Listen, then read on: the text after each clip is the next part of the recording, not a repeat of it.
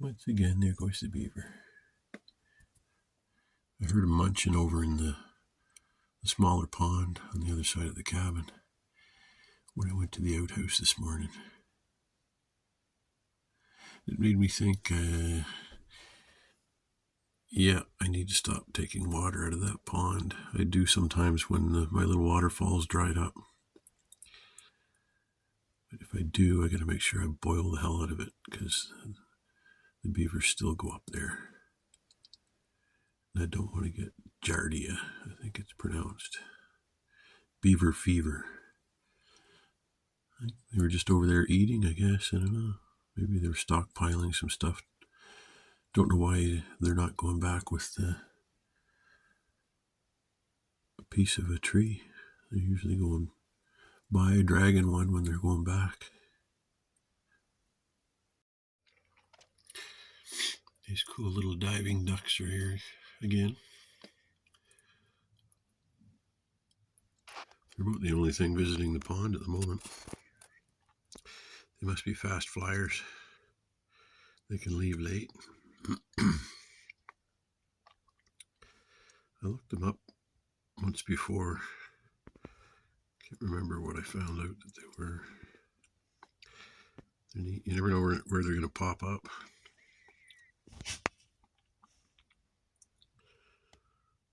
Blink.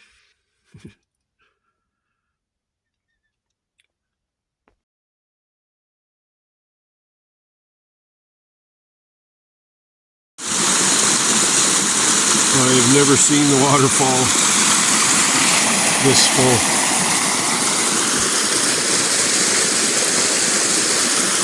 We've gotten such huge rainstorms the last few nights.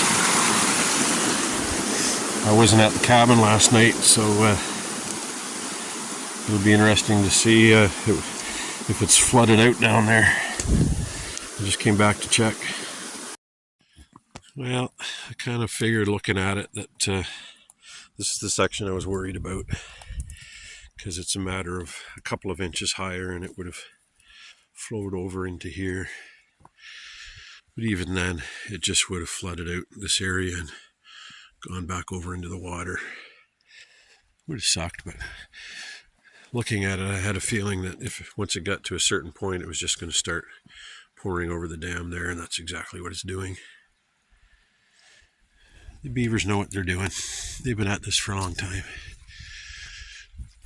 So, let's see how warm the cabin is. I might have to light a little fire.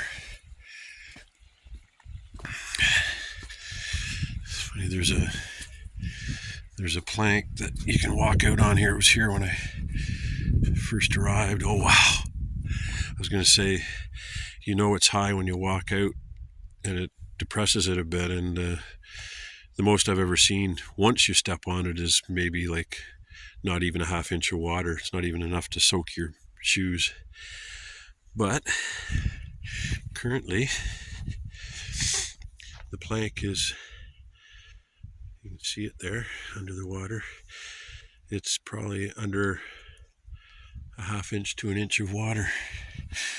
So it's a little over a year since I've been here, and I've never seen the water this tall, this high. Pretty wild. Oh yeah, there's this little tiny stump of a tree that I always use to gauge the height of this little pond in between the two ponds, and it's completely submerged, and I've never seen that. That is wild.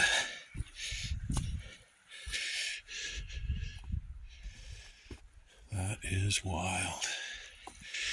I might have to go out for a little canoe. I bet I'll clear everything. There's probably a lot of floaters though. Yeah, you can see the shore usually goes out another foot. That's how much this main pond has risen. That's wild. Yep, I've never seen the water level's a couple inches above where it spills over. I've never seen it that high. Cold front moved through last night, so cabin's a little cool. It's about 12 degrees in here, so got a little fire going. Just came for a little walk along the property line. After that big storm last night, there's barely a single leaf left in any tree. It always blows me away. It seems to always happen that way. The very last of them will just get blown off, blasted off with the heavy rain and the wind. Pretty wild how much it changes the forest. I think it's neat how, you know, the days get shorter. You don't get as much sunlight, and it's like that's part of the reason why all the leaves fall, just to make the ground more exposed and let the short amount of sunlight and it's at a lesser strength too, right, because of the tilt of the earth. So even when you get in the sun, it's not as strong. It's pretty amazing how nature compensates. Plus, hardwood doesn't bend like softwood, and with all the snow loads, it would snap off all kinds of branches if they had leaves. Pretty amazing. TJ likes it. I just got back to the cabin, and it's the camera is sitting on the stove because it's cold. I haven't got a fire going yet, but so it's like I haven't been here all day, so it's like 10 degrees Celsius in the cabin. If you go by Fahrenheit, you can look it up. I don't know what that is. 40? I don't know.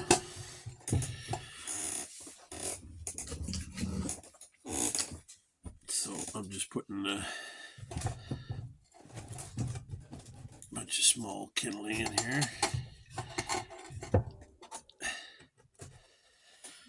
And then I'm carrying on a tradition that my dad taught me. Like my dad, I do my own oil changes. So I've always got these jugs of used motor oil. I call it an insurance policy. This would probably light, but I give her a couple squirts. And I don't think it's ever failed me when you put a little bit of oil, used motor oil.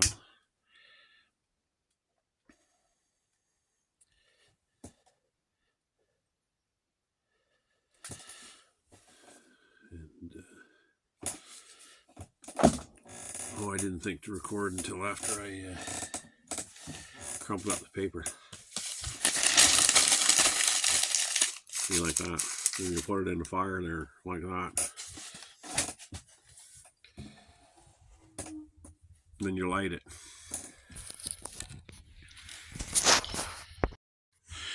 And that's what happens. Now I usually leave the flue wide open there, the draft on it. And I leave the door open. Can you see that? Yeah. What's that? Half an inch. And it's weird if I don't know if you'll see the difference now that it's really going. Isn't that a great draft though? Like there's no smoke coming out of that at all. Just starts going straight up the chimney. But it's weird, if I close the door, it restricts. It's like putting your thumb over a hose. You know, it just increases the pressure, so it increases the I guess I was going to say it increases the airflow, but it doesn't. It increases the velocity. So it's like blowing on a fire, you know? So it really gets the flames going. Then once I get a bit of a base, I close her up. And I just keep this is the draft here. You can't really make it out. Do I have a flashlight handy? Here, I got this one light here. Is that enough? Yeah. It's got a series of holes.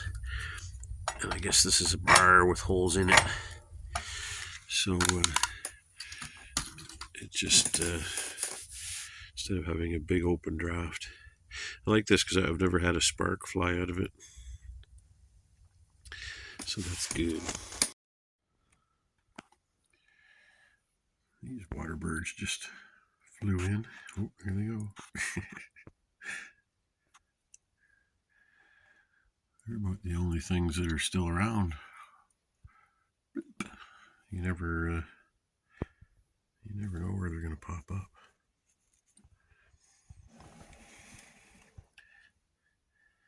Just everything's gotten so used to me being here. It's like I'm living in a duck blind. Yeah, I forget what they're called. I looked them up the last time I saw them, or the first time I saw them, rather. Might have been this time last year. I'll see if I can identify them. My friend out here,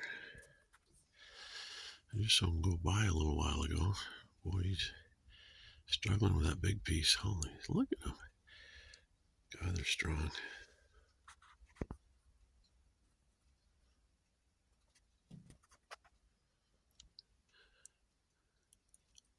I don't think he sees me at all. So, I was thinking this is about food, but I'm not so sure anymore. If this is the same beaver, unless there's a couple of them going at her.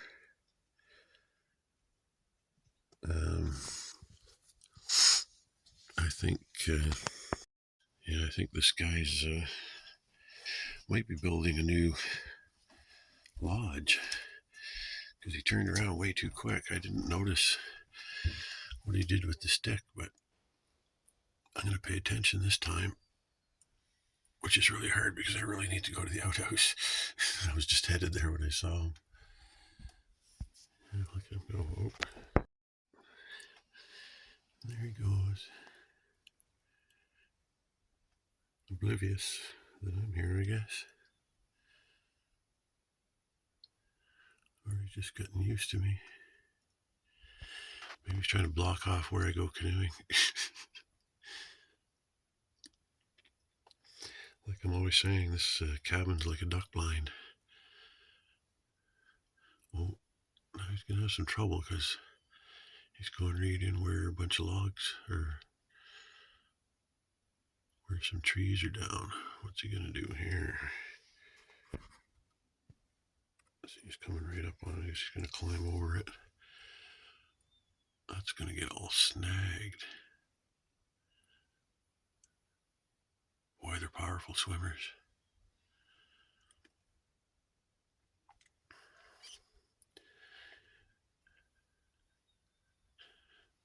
This should be interesting to see. Let me get my binoculars out and follow them. I don't know if you can make this out. Looks pretty blurry on my screen here because I've got it zoomed way in. But maybe I'll try zooming out a bit. Yeah, that's a little better. Can't really tell what he's doing though. But get my binoculars out. I thought all these trips by me were about food. But this SOB's building a freaking lodge. He's like,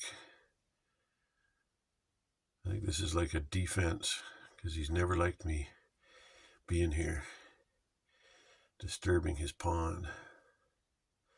But that son of a gun is building a lodge. I thought he was taking it back, but yeah, he goes over there. I noticed a pile of twigs and branches building up. But this beaver is going to make it impossible for me to canoe around the pond. He's blocking my access. I think that's part of it. He's just establishing a front. I'm not freaking sure what to do about it.